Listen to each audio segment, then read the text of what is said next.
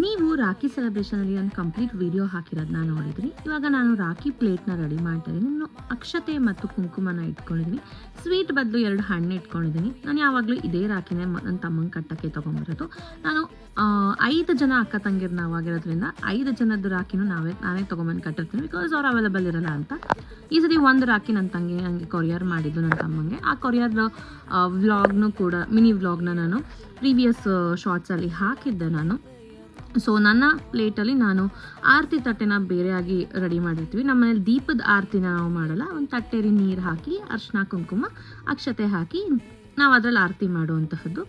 First ಕೈಗೆ ತಾಂಬೂಲ ಕೊಟ್ಟು ಮಾಡ್ತೀವಿ. ಸೊ ಮುಂದಿನ ಶಾರ್ಟ್ಸಲ್ಲಿ ಅದನ್ನು ನೋಡ್ಬೋದು. ಇದು ನನ್ನ ರಾಖಿ ಪ್ಲೇಟ್ ಆಗಿತ್ತು. ಈ ರಾಖಿ ಪ್ಲೇಟಲ್ಲಿ ನಾನು 5 ಜನದ ರಾಖಿನ ನಾನು ಜೋಡಿಸ್ಕೊಂಡು ರೆಡಿ ಆದೆ ನಾನು. ಸೊ ನನ್ನ ತಂಗಿ ಕಳಿಸಿರೋ ಪಾರ್ಸಲ್ ಬಂದು IGP ಇಂದ ಕಳಿಸಿದ್ಲು. ಅವಳು ಕೂಡ ಕಸ್ಟಮೈಸ್ಡ್ ರಾಖಿನ ನನ್ನ ತಮ್ಮಂಗೆ ಕಳಿಸಿದ್ಲು.